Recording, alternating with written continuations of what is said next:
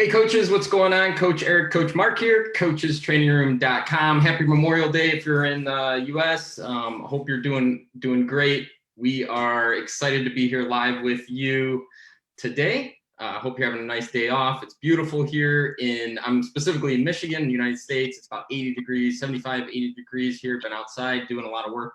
And yeah, it's been fun. Mark and I were just talking back and forth. He's been outside too, so it sounds like definitely nice there as well. So we're really excited to be here with you. We're going to do some specific sessions that integrate in the social distancing that you can use on the field. Now, I know there are some states in the United States that I've been hearing that are allowing some practices.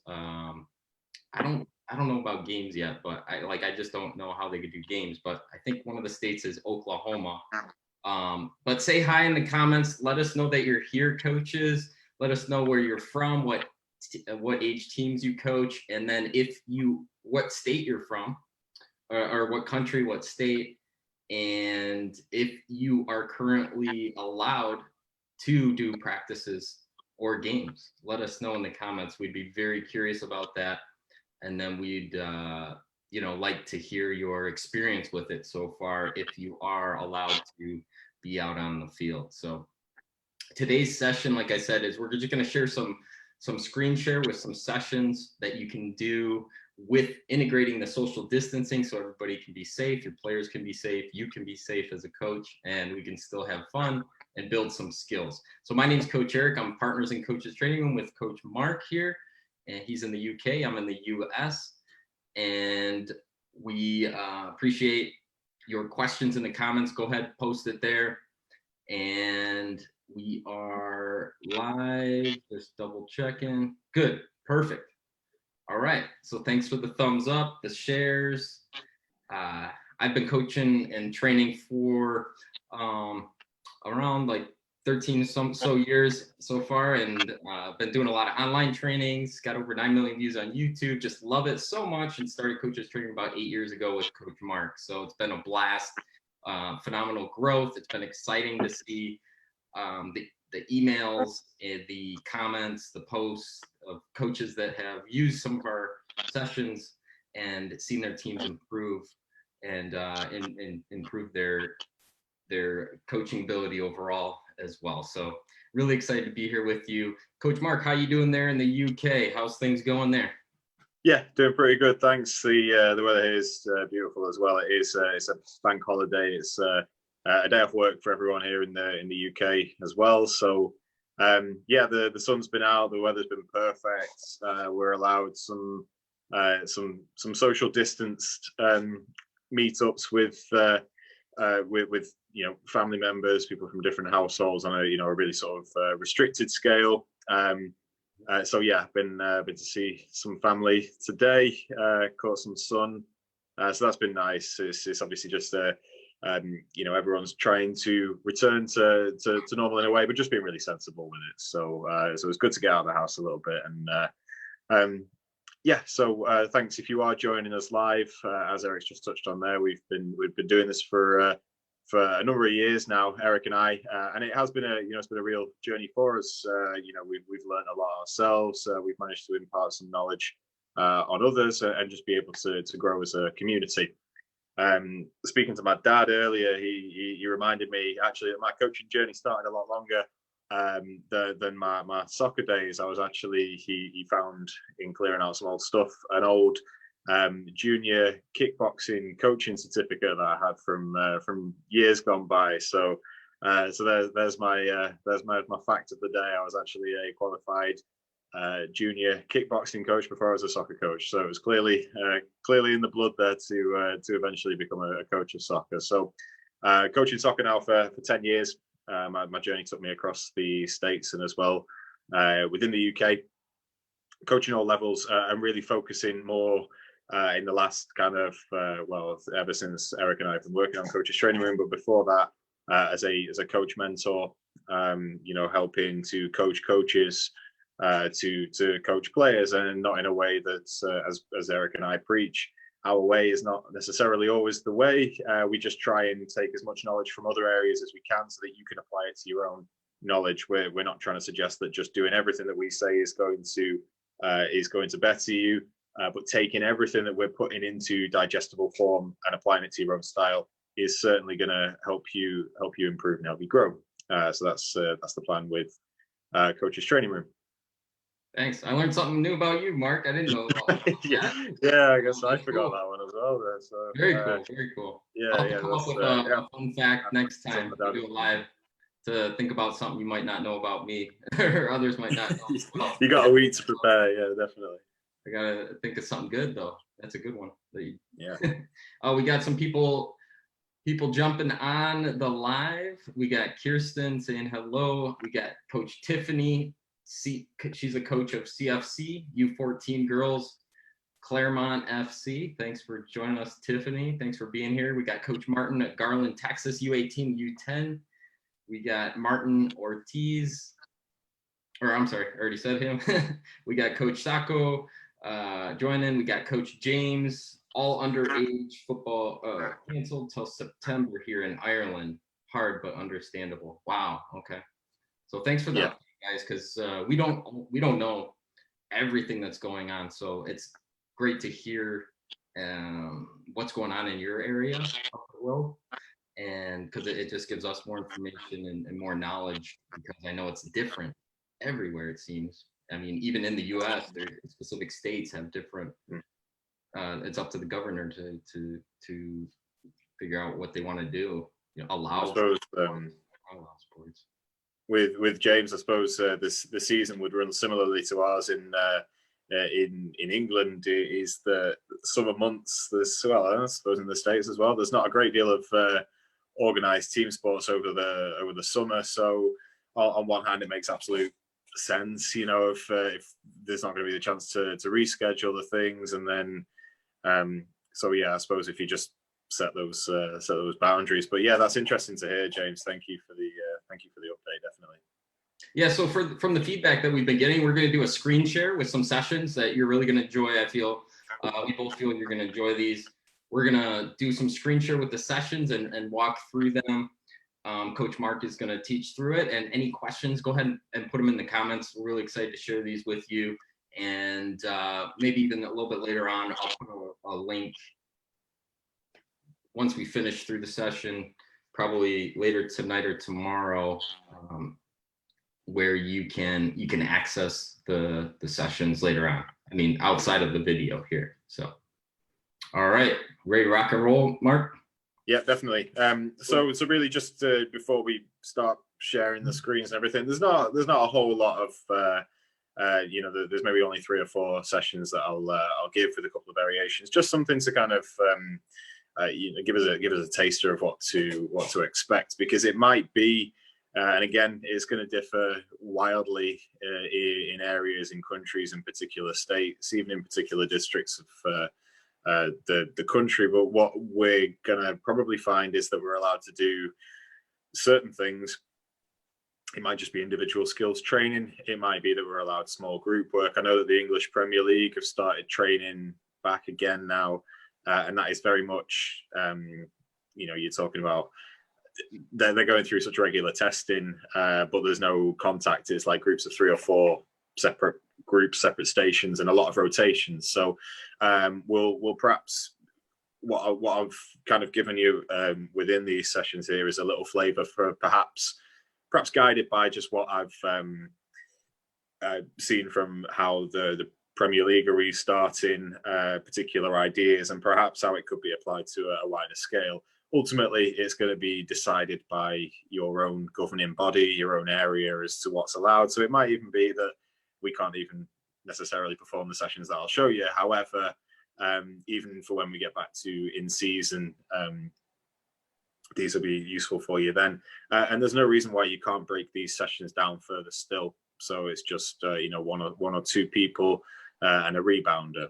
So just something to get plenty of touches on the ball, plenty of specific movement-based things, and really just to get us an idea of what to expect in a kind of non-contact practice session, if you will. So we're really focused on the technique under no physical pressure at this point. So Eric's the man in charge, and that is just for my my caveman approach to technology and managing to ruin my computer. So I got you.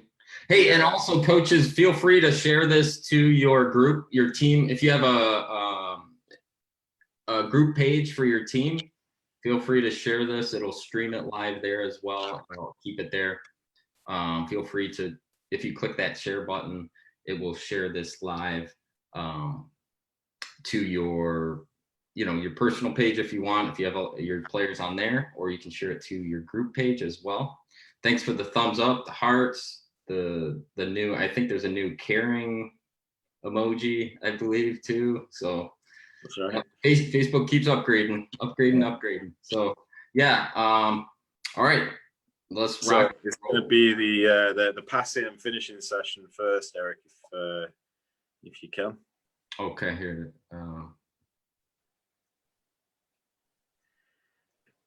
Here we go. So if we just got that pause there for just a second, the setup here is as you would. We're going to probably keep it nice and keep the distances so that we can keep distance, but ultimately we're talking about no further than sort of 30 yards in depth. So we've got a pop-up goal at either end. We can just use cones. You could even use the tall 9-inch cones as targets at the far end. So really you're just going to work the player in the middle nice and hard. There's a player on each side.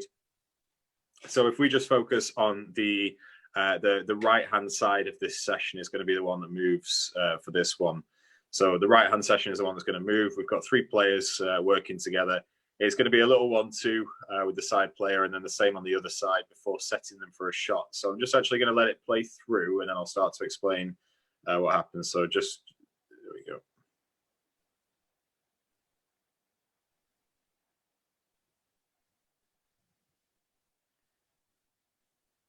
I'll explain that second part in just a second, but we'll let it play through. 1-2 at either side, a set for the shot, and a quick shot on goal. Now, if we just, that should be, if you can just pause it there for me, Eric, thank you.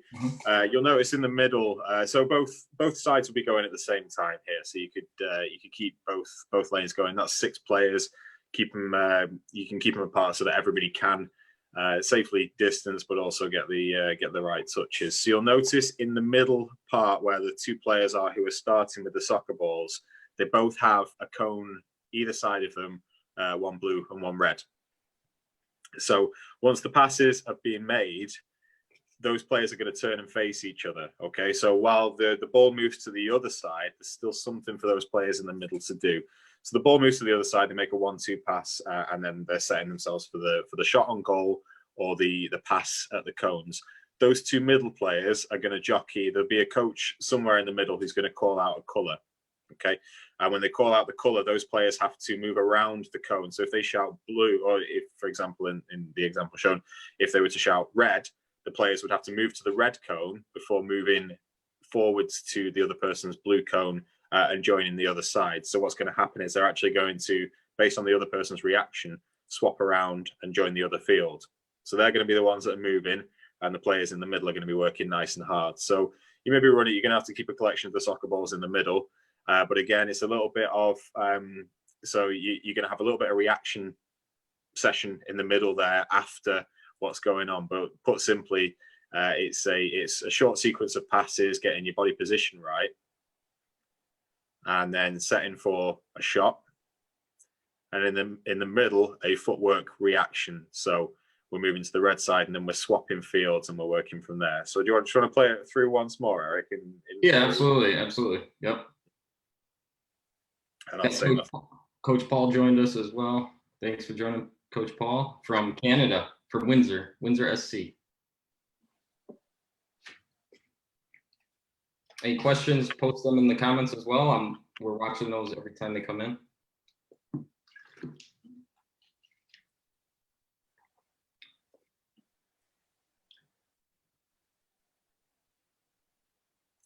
So, and just to touch on there as well, that trigger for the middle players to move could be reactive. So it could be that the player to those two players in the middle, one could lead. So you might always start with because those players are going to switch each time, you could always start with the right hand field being the trigger person. So you might say that they have to, it might be that the trigger player moves to touch a cone. And when they touch a cone, they have to move around the other cone. So let's say trigger player moves, they might fake to move towards the blue cone before moving back to the red. If they touch the red, they then race round the other way. So the other player would have to then go and touch their red cone and then race around the blue. So just a reactions-based session, the sort of stuff that we'd want to see when we're on the field, but ultimately it is a reaction-based off no physical contact or challenging for the ball. It's just based purely on the footwork. You're trying to trick the other person with your footwork. So again, I can put some coaching points together for you for that particular session. And Eric, we can perhaps share these videos as well, just so people have got them. And Yeah, absolutely. I'll probably put a link out to view these sessions again, download, possibly if we got one, download the PDF. And then also, Mark picked this specific session because we were obviously, with the circumstances, the distancing being important. So keep that in mind. This is one that you can do safely with the distance in mind with this for your players and parents, and being cautious and safe. So if once you do get it back out on the field, or if you are out on the field able to do practice, this is a good one. And again, it's but that's going to be dependent on what your area says, what your club says as to what their particular guidelines are. But from our perspective, this is the sort of stuff that would keep everyone distanced, safe, and sensible ultimately. So just some ideas for you to have a session which is fast-paced, interactive, and ultimately skills-based session that will be a benefit. So we can grab the next one, Eric, if that's okay.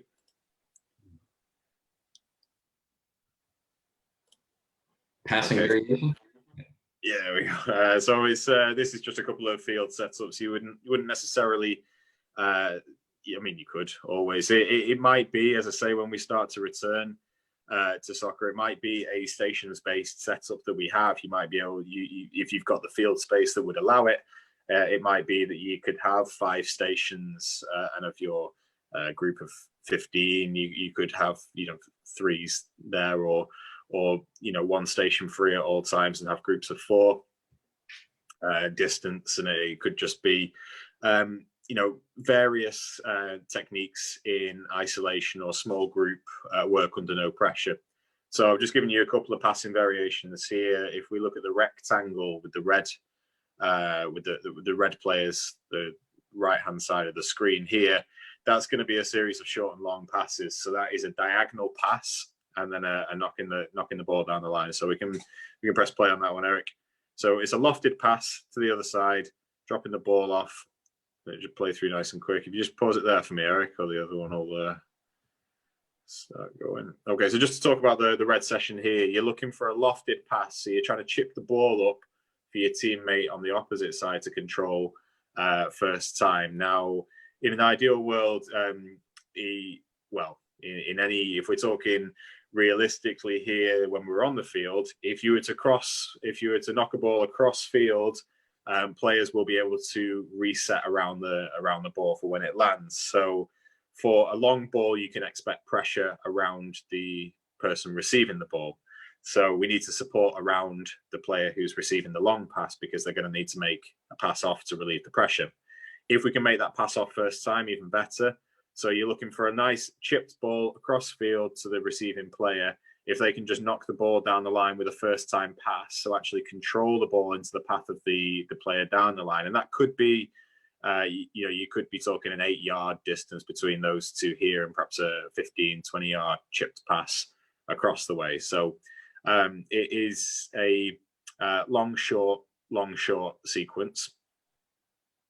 We're trying to do that in a one-time or one touch or two touch for the? Ideally, we'd like for the pass down the line that's going to be for the receiving of the long pass. The support is around the ball, so we're only being asked to make an 8-yard pass here. So if that can be first time, if the pass allows it, you're just trying to cushion the ball into the path of the next player. If you can cushion the ball into the path, and again, none of the players are moving in this example here because we're just focusing on the passes. In the real thing, you're going to have to move to adjust to the line of the ball. So you're going to have to perhaps drop in short. If you're receiving that ball out of the air and you're trying to nudge it into the player's path, if you're taking that diagonal ball first time to lay it off, what's going to happen is that other player is going to have to move to step into the path of the ball to then play the next lofted pass. So if you can get it down to one touch, superb. That's exactly what we'd be kind of looking for. But each time you're going to have to look after the pass as you would want to receive it. So you're trying to knock it into the path of the next player. And if you can think like that, you know how to control the ball. So if you're thinking, right, well, I know I need to put it into this sort of area, then you're already thinking about, you can watch the ball come in, you can adjust your body position to the line of the ball. If the pass isn't perfect, then absolutely take a touch, because you're only going to, if the pass isn't great, you need to get the ball back under your control. If the pass isn't great and you try and correct it with a first time touch, you're going to be reaching for the ball in a way that you perhaps wouldn't have done had you were receiving a better pass under a better circumstance. So you might actually just compound the error by trying to take a bad ball first time. You might need to bring that under before passing it on. So again, just something to kind of give us some real game situation under no pressure, because a long pass, there's going to be pressure around the receiver of the ball, and you're going to have to lay that ball off to relieve the pressure. You don't want a dead touch under your feet, because if you actually kill the ball dead under your feet and you've got nowhere to go with it, you're going to have to take another touch to get the ball out of your feet before you can then play it away. And the more touches, the more time, and ultimately the more likely we are to lose the ball. So that's the first one we'll look at there. We'll move on to the blue session, and that is simply passing and following your pass. So I know I've set these two up right next to each other. It's purely for the visual. What we're looking at here is keeping a safe social distance while we're doing so. So it's very, very straightforward: passing and following your pass.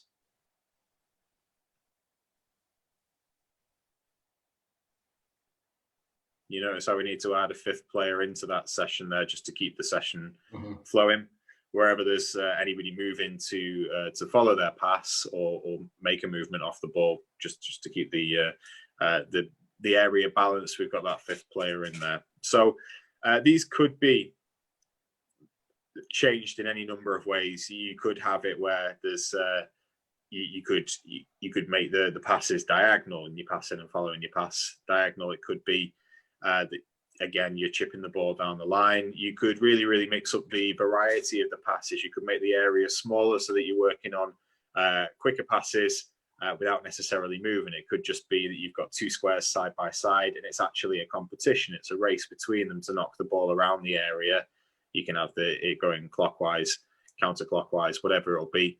But again, there are ways to make this competitive without having players actually competing for a ball. You could throw in ways to intercept passes from perhaps the central area. You can only move a certain amount of area within a particular parameter.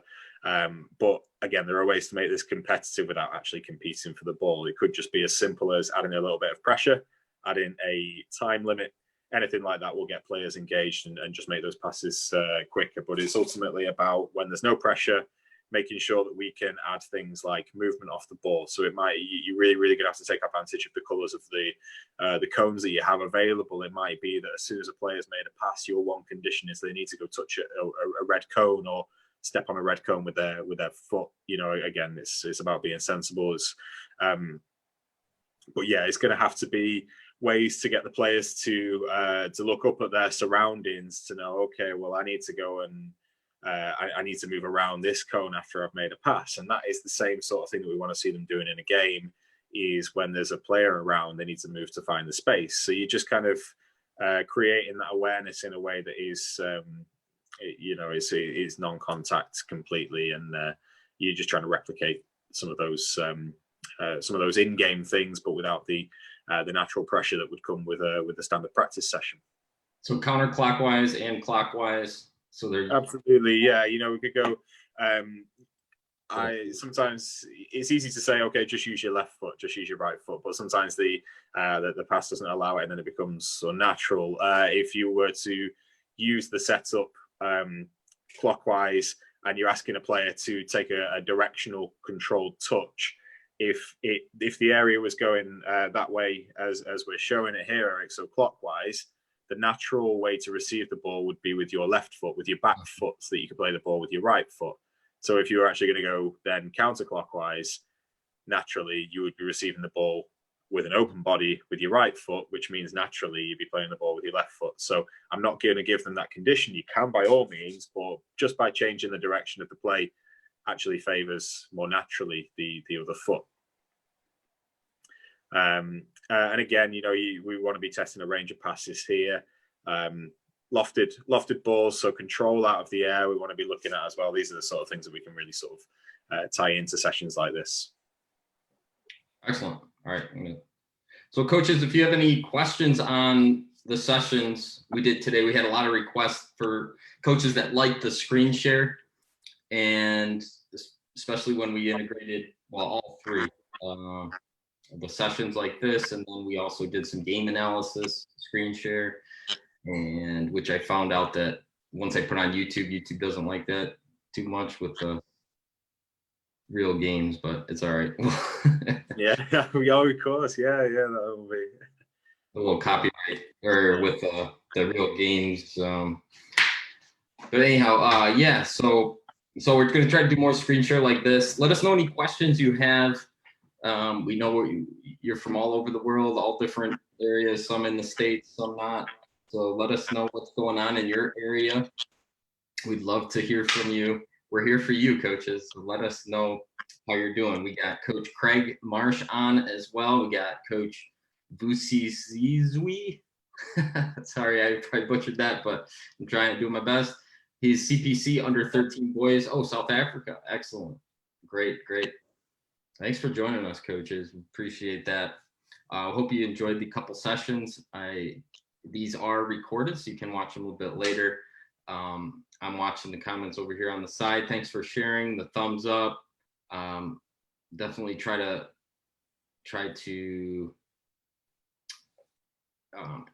check out the comments as they come in live here. And yeah, I hope some of you have been able to get out a little bit. If not with your team, at least, you know, yourself, and getting just some sunlight and some activity going. I just did some biking this morning, which was really nice. I know Mark has been on a bit. Coach Carlos is on. Thanks. He says, great job, guys. Thanks, Carlos. Appreciate it. Keep a lookout in the comments. We are doing something really special, which we only do about around once a year normally, which is our big kit package, which is a 1 year full 1 year sessions plan. It's all online, 100% accessible, anytime, anywhere, lifetime access for just one price. It's called our SCU, Soccer Coaches University 1 year session pack. Plus, you also get our Coaches Training Room 41 item equipment kit. It includes tons and tons of equipment and a limited edition Coaches Training Room bag and equipment kit that everything, all the equipment fits into. Shipped to your doorstep for free. It's all included. So we're actually doing that for a huge discount. So keep a lookout. The link is going to be in the comments after this video. So you'll get notified. If you were on here and commented, you should get notified when I put that link below. We will be sending out an email. We will be posting as a new post with this promotion going on right now as well. So you'll definitely see it if you're connected with us on Facebook, Instagram, we're on Twitter. We're all over the place. So we appreciate you. Keep a lookout for that, because it is one of our most popular packages and physical equipment kits that we have. All right, that coaches really enjoy, because it includes both the session plans that you need, the Soccer Coaches University ebook, which shows you exactly step by step, in addition to the videos that go with them as well, and then the equipment that you need to run your sessions. So we appreciate you. Any questions, let us know. Coach Mark, you have anything else for today? No, that was everything for today. I think we're going to be guided by a combination of things over the next few weeks as to what we actually put forward, you know, in our Monday chats.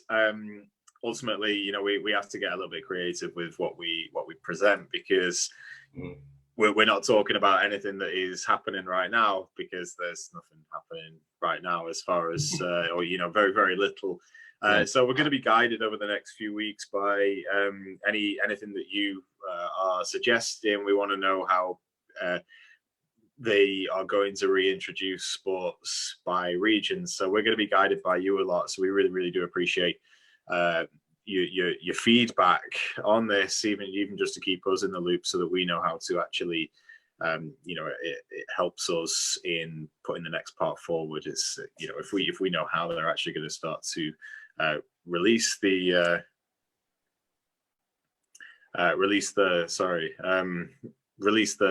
kind of period, then we know what we need to do next, what we need to provide for you next. So yeah, we're just and again, I want to stress this isn't the time to this can be used as a time to really refocus yourself on your own coaching ideas, coaching methods. So don't take it as a period of rest.